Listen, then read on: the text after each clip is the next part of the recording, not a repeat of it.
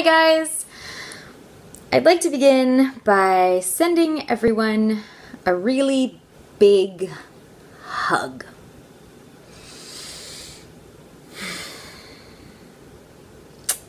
So, from our second class of Fundamentals of Nutrition, I would like to talk about stomach acid, hydrochloric acid, HCl.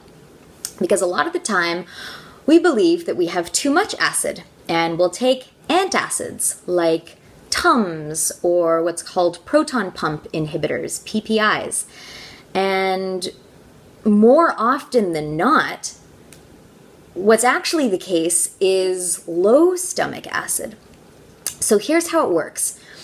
We chew our food. Hopefully we chew a lot, because the thing is the stomach simply isn't meant to digest large particles of food. So we chew our food, goes into our stomach. There's a sphincter on top of our stomach and a sphincter on the bottom below our stomach. Those close. Hydrochloric acid comes in. The pH drops to about 2.3, which is super duper acidic. Like drop a nail in hydrochloric acid and it disintegrates. So stomach does its thing, digests the food. Then once it's all finished, bottom of the stomach opens up, bicarbonate comes in to bring the pH back up, goes into the small intestine, travels through the rest of the body. Now, if we don't have enough hydrochloric acid, HCl, then the pH doesn't go down and our food doesn't get properly digested. And the stomach's not going to let undigested food out if it's not ready. So it just stays in the stomach longer, which means that then it starts to ferment. And that's where we start to get the heartburn, indigestion, and we think, oh, I've got a lot of stomach acid, let me pour antacids onto it. And we're generally doing ourselves a huge disservice by that, because it's actually low stomach acid that's the issue. So here's another part of the puzzle.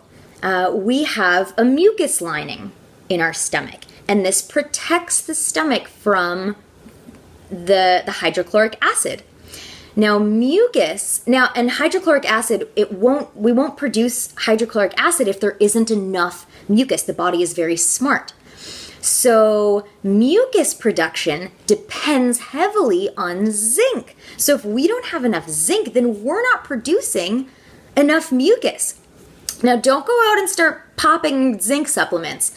Just know that zinc is a factor. You can get zinc from meat. Hopefully it's organic meat, because honestly, guys, there are a heck of a lot of hormones that get pumped into factory farmed meat. There are a lot of antibiotics that are getting pumped into factory farm meat, and we talked about antibiotics in the last video and what that can create.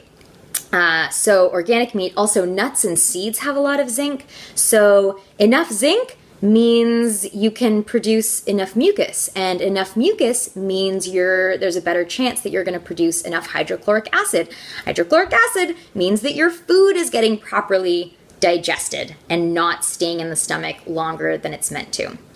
Another thing, if there's enough hydrochloric acid, then we're going to produce something called intrinsic factor. And intrinsic factor is what binds to vitamin B12. If we don't have enough hydrochloric acid, we're not producing intrinsic factor, which means we're not producing what binds and allows us to absorb and digest vitamin B12, which is the second most deficient vitamin. Interesting, huh? It's just a big domino effect. And then another thing is pepsin. So pepsin is activated by hydrochloric acid. Activated pepsin allows us to break down proteins. It specifically works on proteins. Now, something else, something that can cause the stomach to prematurely open are coffee and nicotine. Interesting, huh? Sometimes if you have a little coffee or espresso after dinner, oh, I don't feel so full anymore. Well, that's because you just emptied your stomach into the small intestine prematurely with undigested food. Now, if we've got undigested proteins that are getting into the intestine, that are getting into the bloodstream, think about a chain. So they're like blocks on a chain, proteins. And we have to break down that chain into single blocks. And then we take those single blocks and we build them into whatever we need to build them into. Muscle, tissues, ligaments. But if they're not broken down and they're still in a chain, and they get into the bloodstream, then the body sees that as a foreign invader. It doesn't recognize it, so it creates antibodies against it. And once we've created antibodies, then anything that looks like that, like that's what vaccines do, it allows us to create antibodies. Once we've created an antibody, it's always there. Now the thing is, those undigested chains of proteins look very similar to things like muscle.